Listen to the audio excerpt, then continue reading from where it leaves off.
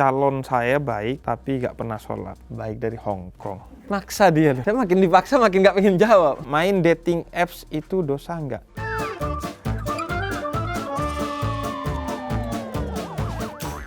Udah kenal ya sekarang saya? Udah. Dia lagi. Assalamualaikum warahmatullahi wabarakatuh.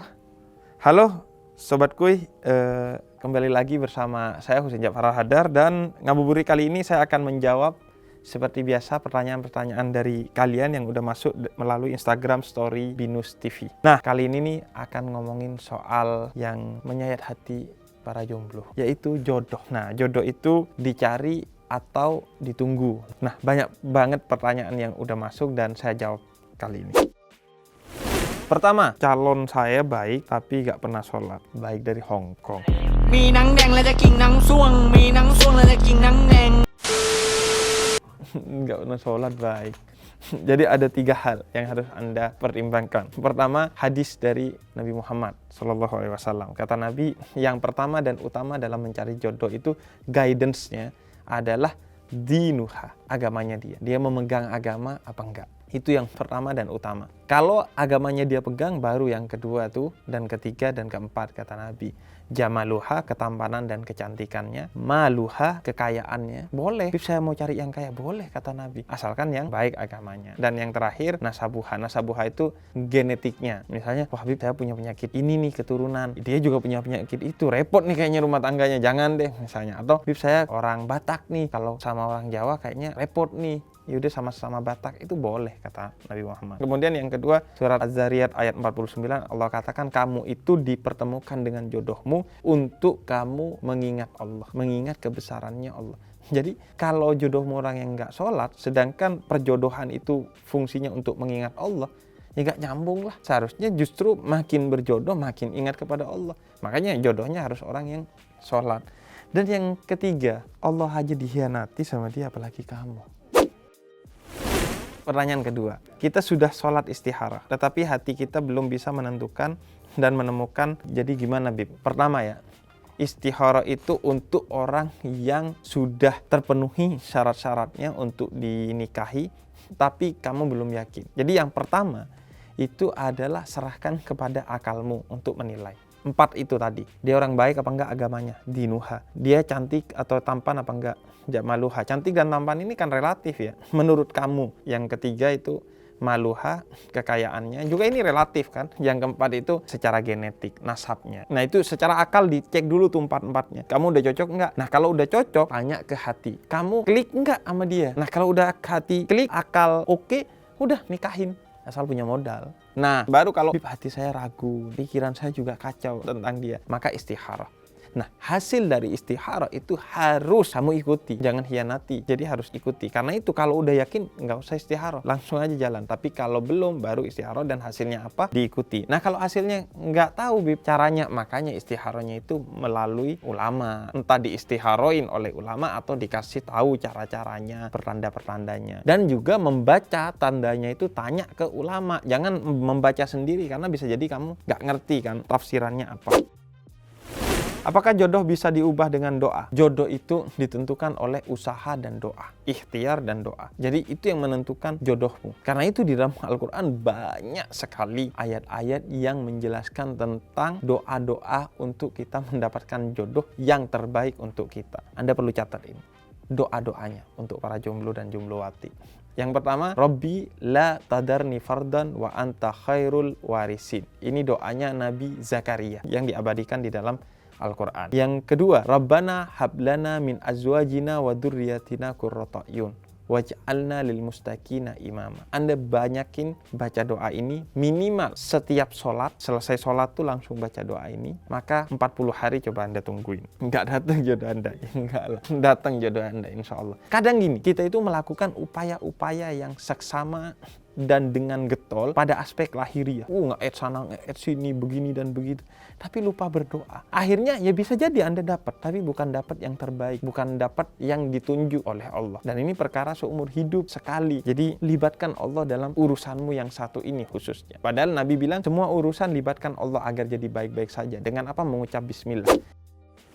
Bib, tolong jelasin tentang ta'aruf. Banyak yang bilang ta'aruf itu kayak beli kucing dalam karung. Nah, gini, beli kucing dalam karung nggak pas, ini urusan jodoh antara sama manusia. Kenapa jadi urusannya ngajak-ngajak kucing gitu? Makanya Anda mau nikah sama kucing gitu.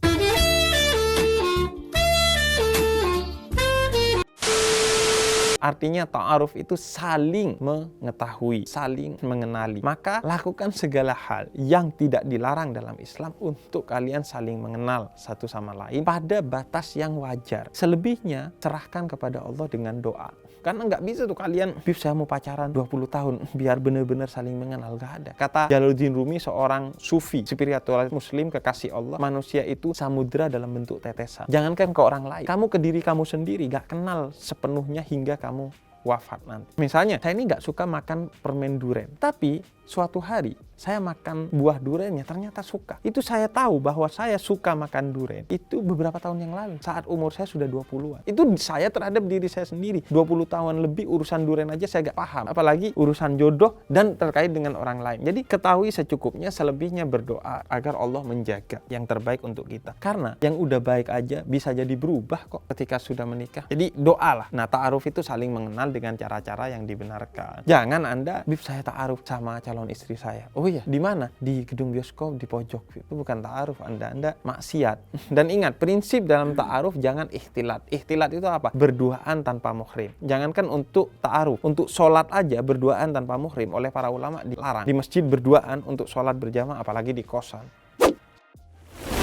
Habib, main dating apps itu dosa nggak? Mohon maaf, ini pertanyaan tersulit bagi saya. Soalnya saya nggak begitu tahu dating apps ini. Cuman ya kira-kira mungkin aplikasi untuk saling mengenal di antara kalian, kira-kira. Jadi kemajuan teknologi itu boleh dimanfaatkan semaksimal mungkin oleh kalian, asalkan tidak sampai kemudian berlebihan dan menerobos batas-batas yang telah diharamkan oleh Allah. Kalau sebatas untuk kemudian mencari relasi dalam kerja, mencari teman, mencari jodoh, nggak ada masalah. Nggak ada masalah menemukan jodoh di Facebook, menemukan jodoh di Instagram, nggak ada masalah. Yang penting ditemukan dengan cara yang baik. Jangan salahkan apps-nya, tapi kembali kepada kita yang memegang. Media sosial, haram apa halal, tergantung kita.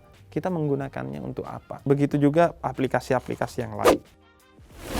Bib, apa hukumnya mencintai orang yang tidak mencintai balik? Bodoh.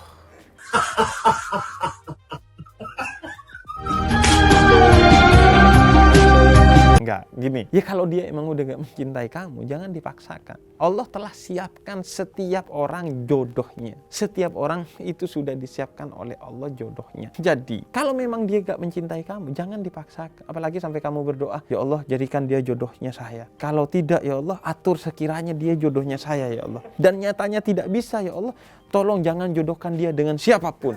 Itu doa yang buruk gitu gak boleh. Jadi, kalau dia gak mencintai kamu, ya udah, so must be go on. Kamu ke yang lainnya. Terlalu banyak. Ada berapa miliar sih cewek di luar sana, cowok di luar sana. Jadi udah disiapkan. Nah, tapi kalau kamu merasa bisa mengusahakan, sebenarnya dia cinta nih. Cuman maknya aja nih yang kurang ajar nih. Kadang maknya nih karena gak suka sama gua gitu. Gak suka dengan hal-hal yang sebenarnya negatif pada diri gua dan gua bisa mengubahnya. Karena memang wajib mengubahnya. Dilakukan itu, diusahakan. Tapi kalau udah mentok, jangan dipaksakan. Segala sesuatu yang dipaksakan itu tidak baik. La ikraha fiddin, dalam beragama aja gak boleh dipaksakan, apalagi dalam mencintai kamu. Kalau pilih jodoh, baiknya ikutin kata orang tua apa kata hati sendiri, Bib? Jawab ya, Bib. Maksa dia loh. Saya makin dipaksa makin gak pengen jawab. Enggak. Jadi gini, baiknya ngikutin siapa? Menemukan titik tengah di antara keduanya. Itu yang terbaik. Jadi bukan urusan saya doang atau urusan orang tua doang. Enggak. Karena harus ada mubadalah, kesalingan. Karena jodohmu itu bukan hanya akan berkumpul dan hidup bersamamu, tapi akan berkumpul juga dan hidup bersama keluargamu. Entah tinggal bareng atau karena lebaran harus ketemu, di grup WhatsApp harus ketemu. Karena itu sebisa mungkin cari titik temu di antara keduanya. Jangan kamu menikahi orang yang tidak kamu cintai, dan jangan orang tua memaksakan kepada anaknya seseorang yang tidak dia sukai. Kalau dia ingin yang terbaik, cari yang dia sukai dong. Kalau enggak, dia akan tersiksa. Naudzubillah, dia cerai, orang tua juga yang rugi. Karena itu orang tua itu boleh mengarahkan anaknya pada batas-batas yang anak itu suka dan orang itu memang layak untuk anaknya. Jangan karena dia tajir gitu, atau karena dia PNS. Itu mimpi Anda gak bisa jadi PNS dulu waktu kecil, kemudian Anda bebankan kepada anak Anda. Jangan begitu. Jadi berbijaksanalah sebagai orang tua.